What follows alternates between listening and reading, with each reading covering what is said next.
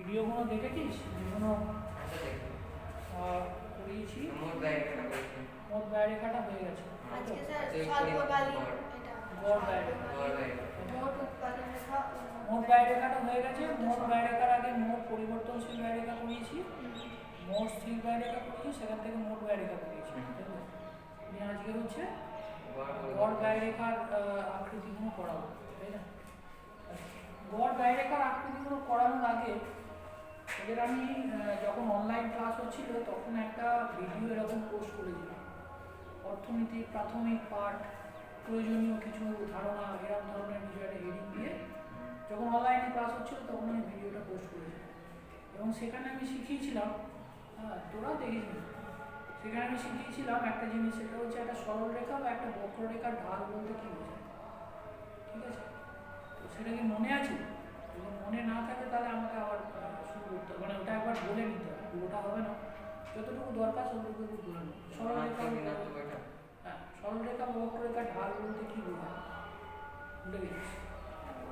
বেশ করেছিস। ধর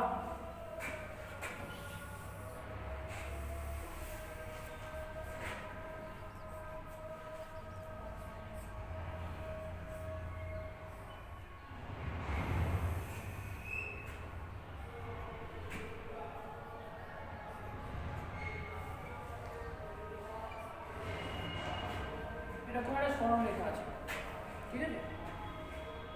এই যে সরলরেখাটা, এই সরলরেখার ঢাল বা নতি বলতে বোঝায় এই সরলরেখাটা এক্স অক্ষ বা অনুভূমিক অক্ষের সঙ্গে কত ডিগ্রি, মানে অনুভূমিক অক্ষের ধনাত্মক দিকের সঙ্গে কত ডিগ্রি কোণ করে আছে। ঠিক আছে, এখন ধনাত্মক দিক বলতে কি বোঝায়? ধনাত্মক দিক বলতে হচ্ছে যখন আমি এই কোণটাকে ঘড়ির কাঁটা যেদিকে ঘোরে তার উল্টো দিকে মাপবো তখন সেটা হচ্ছে ধনাত্মক দিক। যেমন এইটা ঘড়ির কাঁটা কোন দিকে ঘোরে? এদিকে ঘোরে তো।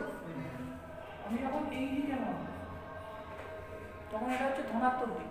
তাহলে এই সরলরেখার, ধরা যাক এই সরলরেখাটা এই অনুভূমিক অক্ষের সঙ্গে থিটা কোণ করে আছে। থিটা আমি জানিস, থিটা আলফা বিটা যা খুশি হতে পারে, 30 ডিগ্রি হতে পারে, 20 ডিগ্রি হতে পারে, 50 ডিগ্রি হতে পারে, যা একটা কিছু কোণ করে আছে, আমি কোণটাকে বললাম থিটা। তাহলে এই সরলরেখার ঢাল বা নতি, ঢাল বা নতি সেটাকে যদি আমি এন বলি, এনটা আর কিছুই না, সেটা হচ্ছে ট্যান থিটা। 9 টেনে sine theta, cos theta, tan theta পড়েছিলিস, এটা হচ্ছে ট্যান থিটা। ট্যান থিটার ধারণাটা কি? ট্যান থিটার ধারণাটা হচ্ছে যদি একটা সমকোণী ত্রিভুজ থাকে, সেই সমকোণী ত্রিভুজের এই কোণটা যদি থিটা হয় তাহলে থিটা কোণের বিপরীত বাহু আর থিটা কোণের সংলগ্ন বাহুর অনুপাত হচ্ছে ট্যান থিটা। আমরা চালু ভাষায় এমনি তোরা যেভাবে বলি সেটা হচ্ছে ট্যান থিটা মানে হচ্ছে লম্ব বাই ভূমি, লম্ব বাই ভূমি।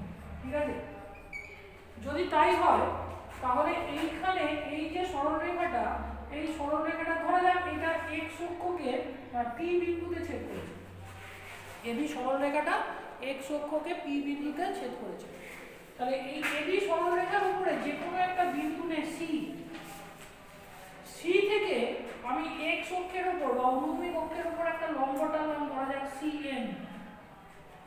ঠিক আছে, তাহলে এই যে কোণটা, এই যে কোণটা ট্যানজেন্ট ট্যান থিটা, সেটা কি হচ্ছে তোদের ভাষা অনুযায়ী লম্ব বাই ভূমি, মানে হচ্ছে CN by PN, CN by PN, তাই তো নাকি? লম্ব বাই ভূমি, এই যে এটা হচ্ছে লম্ব, এটা হচ্ছে ভূমি, সিএন বাই পিএন। বোঝা গেছে? এইটা হচ্ছে একটা সরল রেখার ঢাল বা নতি, তার ধারণা। ঠিক আছে, এরপরে আরও ডিটেলে যদি পড়তে হয় আমি ওই ভিডিওটাকে আরেকবার পোস্ট করে দেবো গ্রুপে, সেই ভিডিওটাকে আরেকবার দেখে নিন ভালো করে। ঠিক আছে, আমার আপাতত এইটুকুনি হলেই আমার আজকের ক্লাসটা আমি পড়াতে পারবো, মানে আজকের ক্লাসটা বোঝাতে পারবো আশা করছি। আজকে আমি যেটা পড়াবো সেটা হচ্ছে গড় ব্যয়রেখা, গড় ব্যয়, যেটাকে আমরা সংক্ষেপে এসি বলি, গড় ব্যয়রেখার আকৃতি কেমন হয়। আমরা এর আগে শিখেছিলাম যে গড় ব্যয় সেটা হচ্ছে এএফসি প্লাস এবিসি। গড় স্থির ব্যয় এবং গড় পরিবর্তনশীল ব্যয় যোগ করলে গড় ব্যয়টা পাওয়া যায়। AC is equal two AFC plus ABC, এটা আগে আমরা পড়ে এসেছিলাম, তাই তো? তাহলে এসি রেখাটা কেমন সেটা বুঝতে গেলে আমাকে প্রথমে দেখতে হবে এএফসি রেখাটা কেমন, তারপরে দেখতে হবে এবিসি রেখাটা কেমন, তারপরে তাদেরকে যোগ করে আমি গড় ব্যয় রেখা পেতে পারি। আর একটা রাস্তাও আছে, সেই রাস্তাটাও আমি পরে দেখাচ্ছি। আচ্ছা, প্রথমে ওই রাস্তাটাই দেখি। ধরা যাক আমি প্রথমে দেখছি এসি। প্রথমে আমরা দেখব এএফসি রেখার আকৃতি, সেটা আমি প্রথমে দেখি কেমন হয় এএফসি রেখাটা কেমন দেখতে হয়। তাহলে প্রথমে আমি দেখছি এএফসি রেখার আকৃতি। এটা কিন্তু তোদের প্রশ্ন আসে, হয় শর্ট কোশ্চেন অথবা 5 নম্বরের প্রশ্ন বা 3 নম্বর প্রশ্ন আসতে পারে। সেটা হচ্ছে এএফসি রেখার আকৃতি কেমন। এটা শর্ট প্রশ্ন আছে যে এএফসি রেখার আকৃতি বলে একটা 4টে অপশন দিলাম, তার মধ্যে একটা সিলেক্ট করতে হবে এরকম। সুতরাং এটা খুব ইম্পর্টেন্ট, এএফসি রেখার আকৃতি কেমন দেখতে হয়, গড় স্থির ব্যয় রেখার আকৃতি কেমন হয়। গড় স্থির ব্যয় রেখার আকৃতি কেমন হয় এটাকে বোঝানোর আগে আমি একটুখানি অঙ্ক করব, খুব শক্ত অঙ্ক নয়, সহজ অঙ্ক। এই যে আমরা দেখি সমীকরণ, যে কোনো সমীকরণ তাকে কিন্তু গ্রাফিক্যালি প্লট করলে সেটা কিছু একটা আকৃতি দেবে। যে কোনো সমীকরণ তোরা 9, 10-এ যেটা শিখে এসেছিলি সেই সমীকরণগুলো সবকটাই সরল রেখাকে প্রকাশ করবে, তাই তো? যদি পরবর্তীকালে অঙ্ক করিস তাহলে দেখবি বৃত্তকে প্রকাশ করার মতো সমীকরণ আছে, বা অন্যরকম যে ধরনের শেপ আছে, ইলিপস আছে, হাইপারবোলা আছে, এই ধরনের ছবিগুলোকে প্রকাশ করার মতো কিন্তু শেপ বা আকৃতি কিন্তু আছে, ঠিক আছে? তো আমি একটা সমীকরণ লিখছি, তার মানে আমি বলতে পারি সেটা হচ্ছে যে কোনো সমীকরণ হচ্ছে কোনো না কোনো জ্যামিতির ছবিকে বা জ্যামিতির আকৃতিকে প্রকাশ করে, রাইট? আমি একটা সমীকরণ লিখছি আপাতত। সমীকরণটা হচ্ছে X Y is equal to, ধরা যাক 10। দুটো চলরাশি আছে এক্স এবং Y equal to X into Y equal to 10, ঠিক আছে? এবার আমি চেষ্টা করবো বুঝতে যে এই ধরনের সমীকরণের আকৃতিটা কেমন হয়। তো এটা করার জন্য আমরা যেমন 9, 10-এ করেছিলাম সেরকম ভাবে একটা ছক তৈরি করার চেষ্টা করি, ঠিক আছে? তো কিরকম হতে পারে, এক্স এর মান 5, ওয়াই মান 2, যোগ গুণ করলে 10 হতে পারে 2, 5 হতে পারে তো 10, 1 হতে পারে, 1, 10 হতে পারে, এরকম অসংখ্য মান পাওয়া যায়। 2, 5, 5, 10, 1, 1, 10, এরকম প্রচুর মান আছে, ভগ্নাংশ নিতে পারি ইত্যাদি। তো আরো যদি কিছু থাকে বল দেখি, বুঝতে পারবি? আচ্ছা ঠিক আছে, এই কটা থেকে তো করি, দেখি না, আমি চেষ্টা করছি একটা গ্রাফটা করা। হ্যাঁ,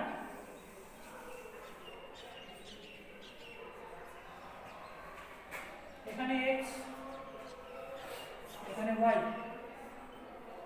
সর্বোচ্চ গেছে 10 অবধি, 1, 2, 3, 4, 5, 6, 7, 8, 9, 10, এদিকে 1, 2, 3, 4, 5, 6, 7, 8, 9, 10, ঠিক আছে?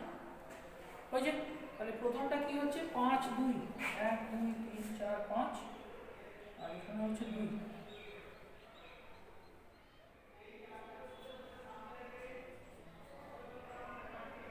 মোটামুটি চোখের আন্দাজে একটা জায়গায় নিয়ে আসার চেষ্টা করছি, 5, 2, ঠিক আছে? তারপরটা কি 2, 5, 1, 2, 3, 4, 5,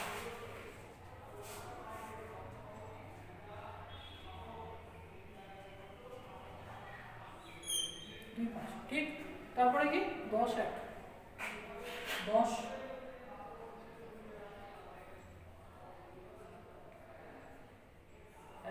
তারপরে কি 1, 10, এরকম জায়গা, তাই না? 1, 10। যদি আমি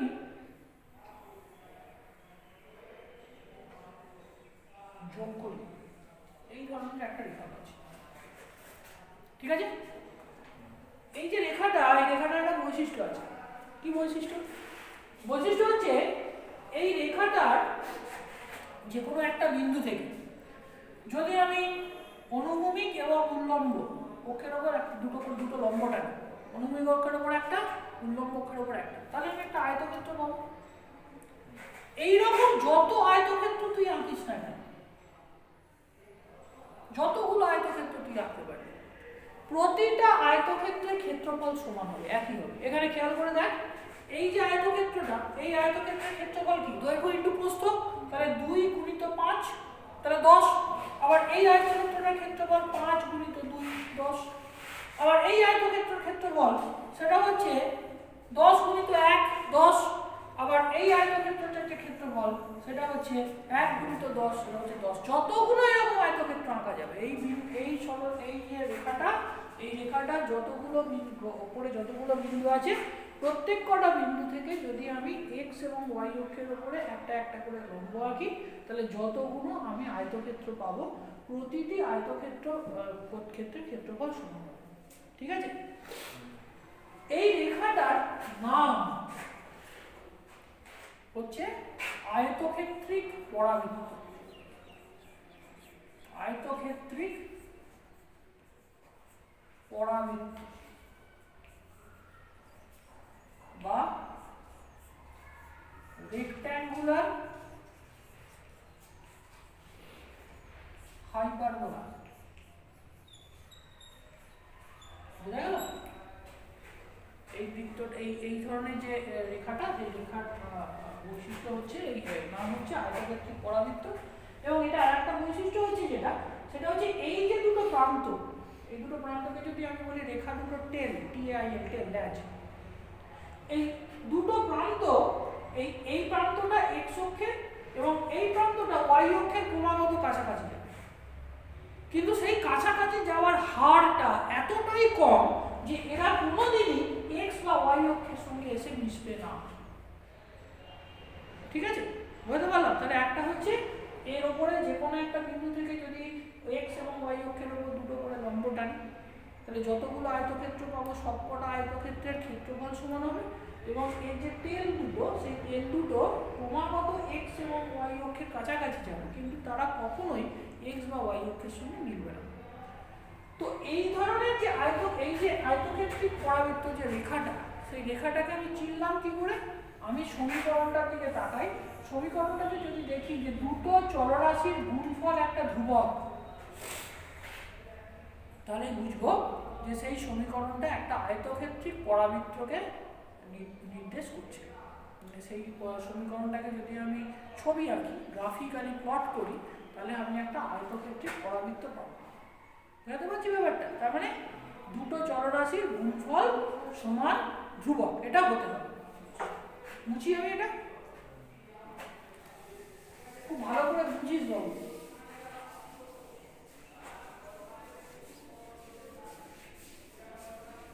এবার আমি আসল পড়ায় ফিরে আসছি। AFC রেখার আকৃতি আমরা কি জানি?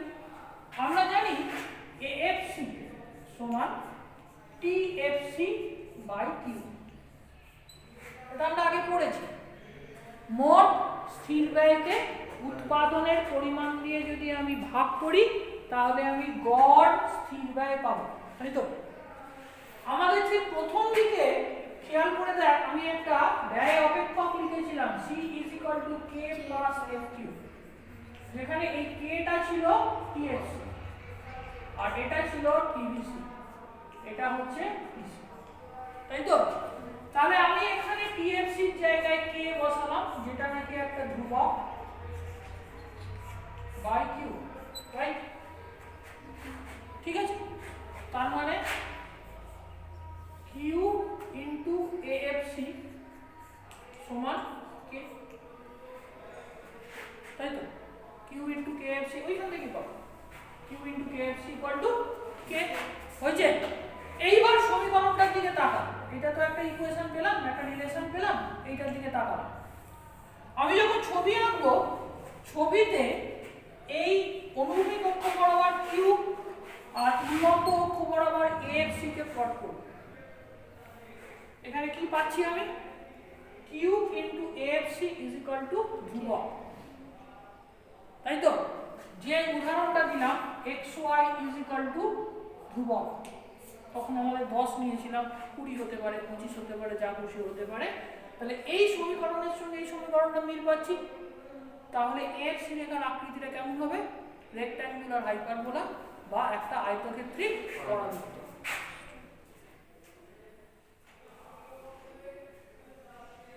তাহলে এটা হচ্ছে আমার এএফসি রেখা, বোঝা গেছে? তাহলে যদি তোদের যে প্রশ্নটা বাড়ি থেকে লিখে আনতে হবে সেটা হচ্ছে, এই প্রশ্নটা আসে বা আসতে পারে,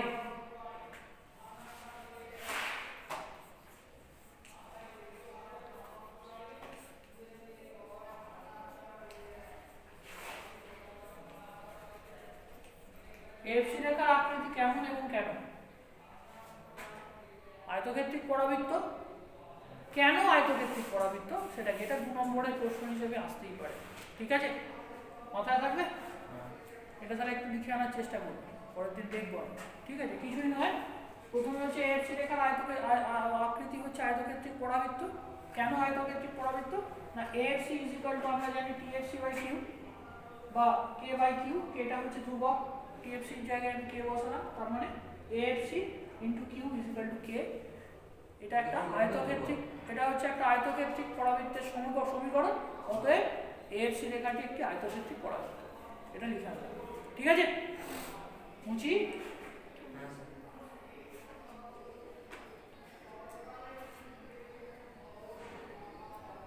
মুছে দিচ্ছি, লেখা হচ্ছে তোরে, তুই লিখেছিস?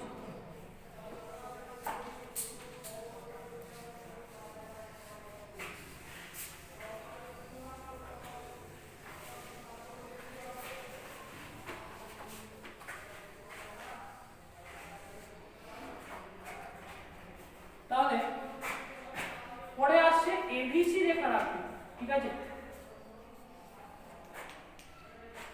ভালো করে বুঝবি।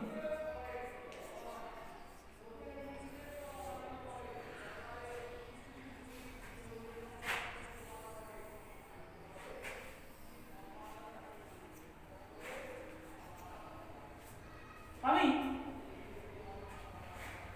এবিসি রেখার আকৃতিটাকে আঁকার আগে আমি টিভিসি রেখার আকৃতিটাকে একবার দেখি।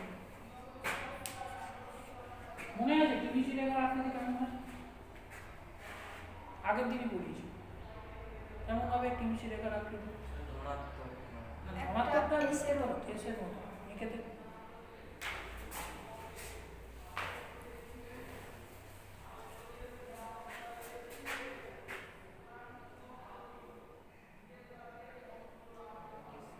ফ্যান্টাস্টিক, বাহ, ভেরি গুড।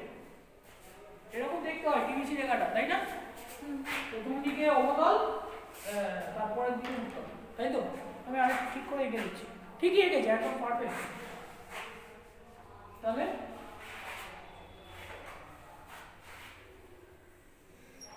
এটাই তো টিভিসি রেখা। আচ্ছা, টিভিসি এভিসি মানে কি? টিভিসি বাই কিউ, এভিসি মানে কি? টিভিসি বাই কিউ, তাই তো? মানে অ্যাকচুয়ালি আমার এখানে এফ কিউ বাই কিউ যেটাকে বলে, আমার ওই যে উদাহরণ যেটা আমি যে উদাহরণ বলছি, যেটা কস্ট ফাংশন যেটা বা ব্যয় অপেক্ষক যেটা নিয়েছিলাম, সেখানে টিভিসিটা ছিল হচ্ছে এফ কিউ, তাহলে এফ কিউ বাই কিউ। আচ্ছা, ভালো করে দেখুন, টিভিসি রেখার উপরে একটা বিন্দু দিলাম, ধরা যাক এ, ঠিক আছে? তাহলে এ বিন্দু থেকে এই অক্ষের উপর আমি একটা লম্ব টানলাম, ধরা যাক এ কিউ ওয়ান, ঠিক আছে? তাহলে টিভিসি বাই কিউ, এ বিন্দুতে টিভিসি বাই কিউ কি হবে? এ বিন্দুতে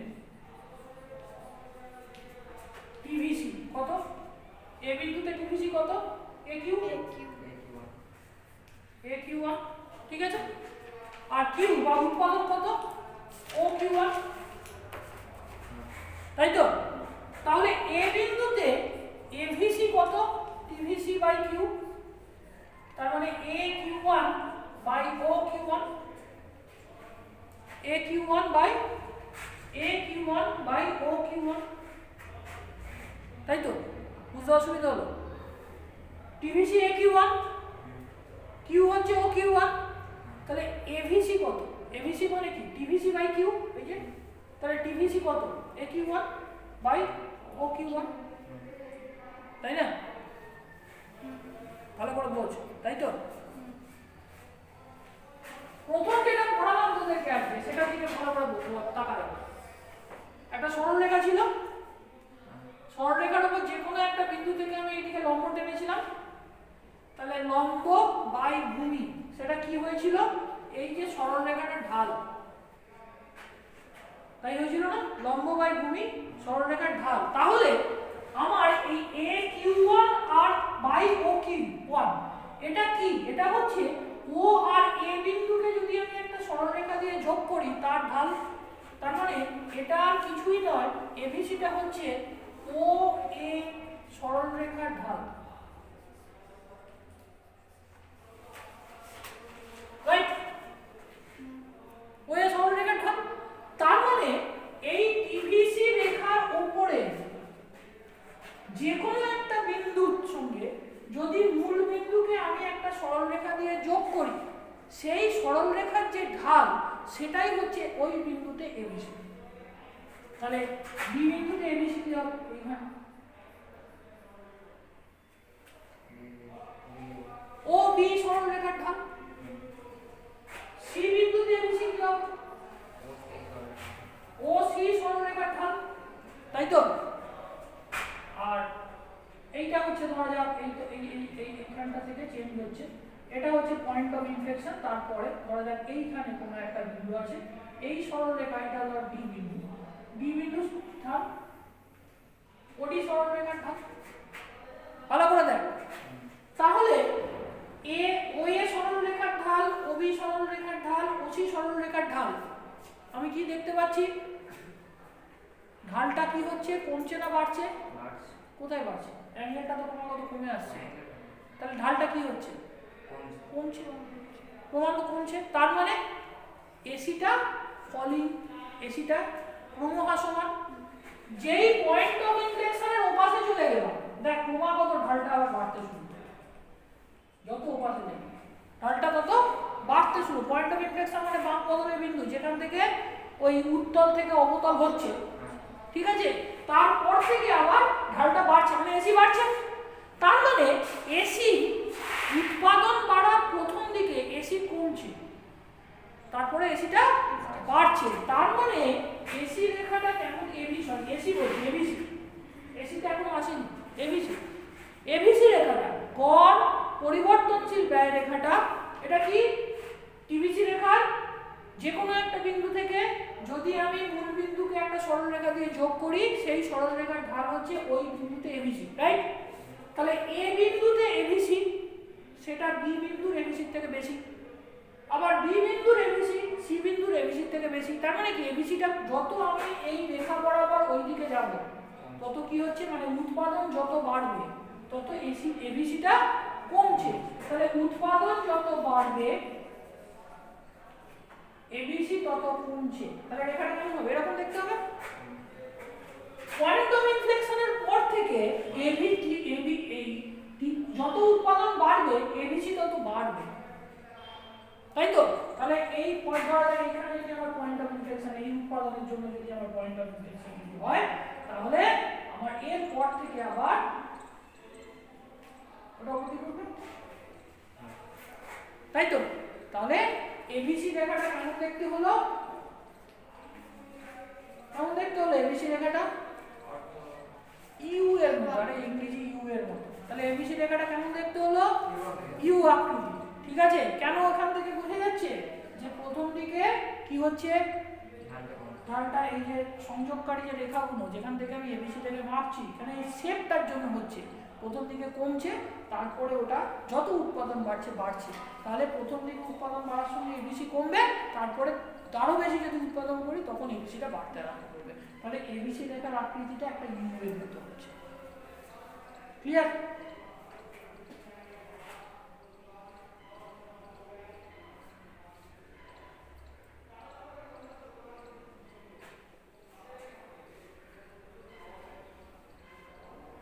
বুঝবো?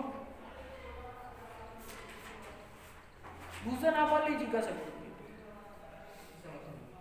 হয়ে গেছে তোদের? এই লেখা হয়েছে রে, বুঝবো রে?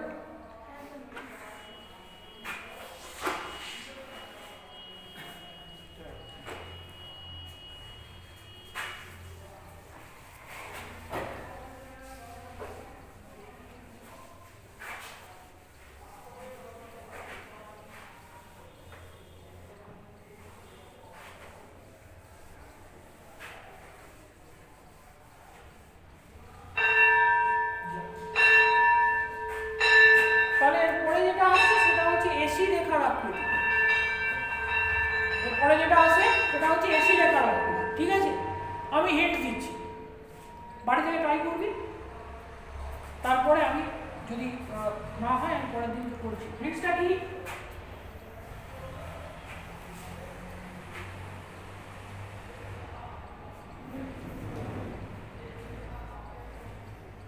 টিসি রেখার আকৃতি মনে আছে? এই তো টিসি রেখার আকৃতি, তাই না? এইটা হচ্ছে এখান থেকে, এইটা হচ্ছে টিএফসি, এটা টিএফসি, তাই না? আর এইটা হচ্ছে এখান থেকে যেটা হয়ে যাচ্ছে সেটা হচ্ছে টিএফসি প্লাস টিবিসি মিলে টিসি হয়েছে। এখন এসি মানে কি? TC by Q. এসি মানে কি? টিসি বাই কিউ, যে কোনো একটা বিন্দু। আবার ধরা যাক পি, তাহলে পি বিন্দুতে টিসি মানে হচ্ছে, পি বিন্দুতে টিসি মানে হচ্ছে পি কিউ1 বাই ও কিউ1, তার মানে সেটা হচ্ছে ওপি সরলরেখার ঢাল। ঠিক আছে, তার মানে পি বিন্দুতে টিসি সমান কি হচ্ছে পি কিউ1, সরি পি কিউ1 বাই ও কিউ1, মানে ওপি সরলরেখার ঢাল, তাই তো? আবার কিউ বিন্দুতে তাহলে ও কিউ সরলরেখার ঢাল কি হচ্ছে, ঢালটা কমছে। আবার পয়েন্ট অফ ইন্টারসেকশন উপরে গেলে কি হবে?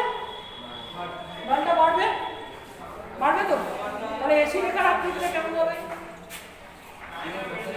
ওটাও ইউ এর মতো হবে। এটাকে বাড়ি থেকে জিজ্ঞেস করে নিয়ে আসো, আমি দেখব। তাহলে দুটো কাজ দিলাম, দুটো কাজ দিলাম। একটা হচ্ছে এএফসি রেখার আকৃতি কেমন হয় প্রশ্নটা, আর একটা বলছি এসি রেখার আকৃতি